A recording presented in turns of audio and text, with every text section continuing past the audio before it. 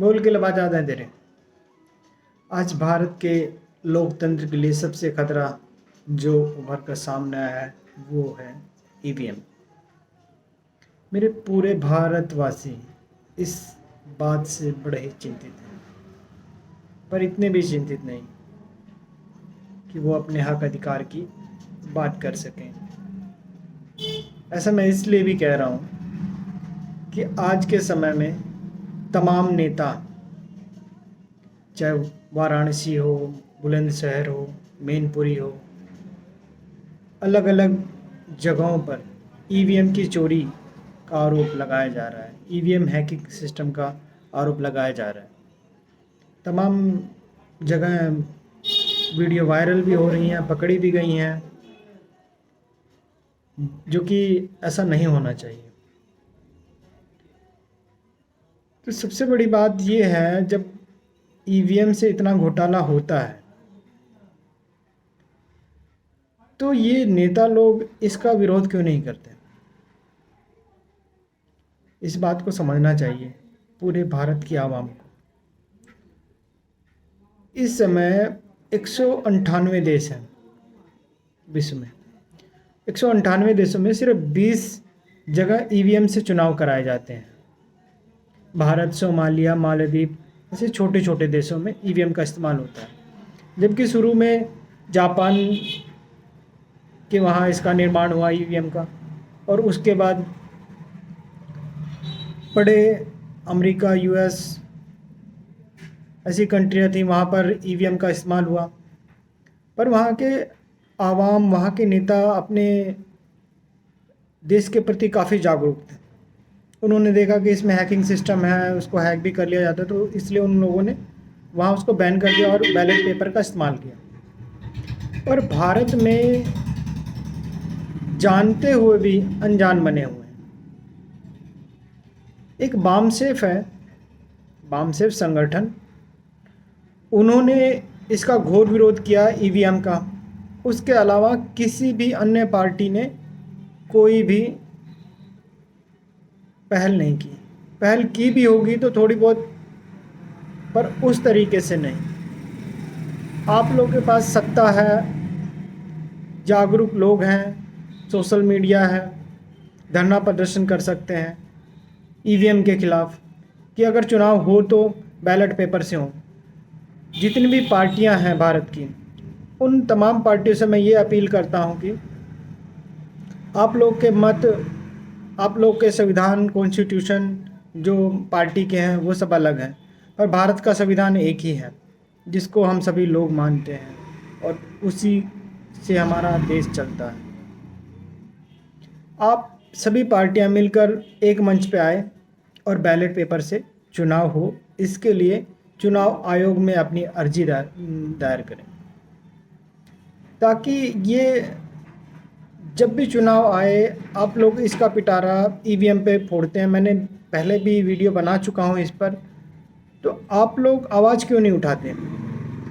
आज हर जगह social media के माध्यम से और नेशनल मीडिया के माध्यम से ये तमाम प्रकार की जो खबरें आ रही हैं कि ईवीएम हैकिंग सिस्टम, ईवीएम चोरी, कभी कूड़े की गाड़ी में, कभी एम्बुलेंस में।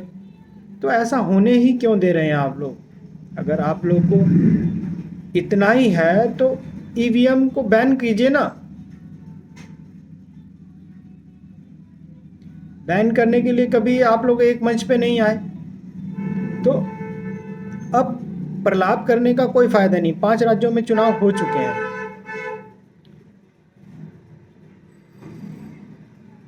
जब प्रलाप करना था, ईवीएम के खिलाफ बोलना था, तब तो आप लोग अपना मैनिफेस्टो तैयार कर रहे थे कि हम जनता को ये देंगे, हम जनता को ये देंगे।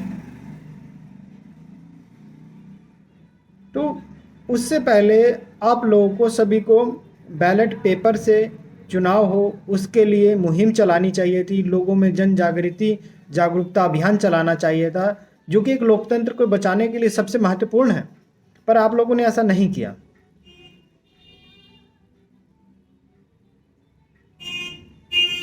आज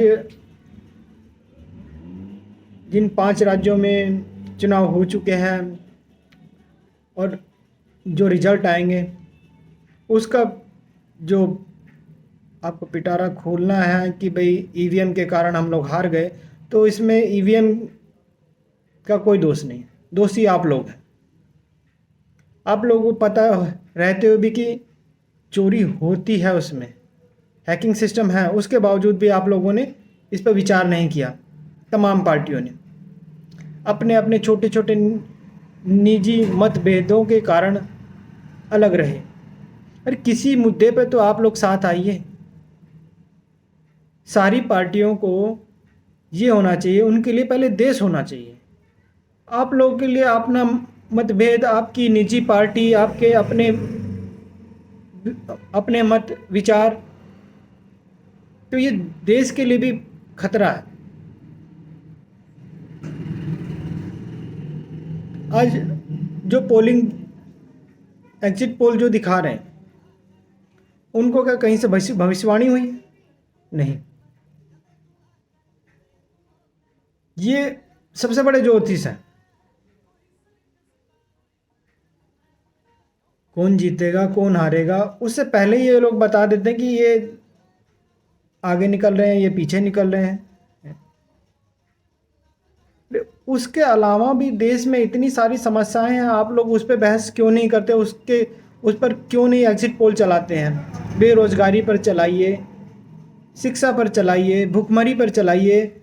भारत में अपराध इतने बढ़ते जा रहे हैं, बलात्कार जो होते हैं उन पे उनको रोकने के लिए चलाइए। हत्याएं हो रही हैं, आदिवासियों के साथ इतना अत्याचार हो रहा है, इन पर डिबेट चलाइए, एग्जिट पोल चलाइए।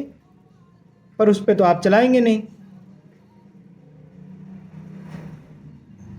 तो इस बात को समझने की ज़रूरत है। आप लोगों को और भारतवासियों को मूर्ख बनाना बंद कीजिए। आप लोगों के पास तो लाखों करोड़ों रुपए पड़ा है। आम जनता को आप वर्गलाना बंद कीजिए। जनता जाग रही है।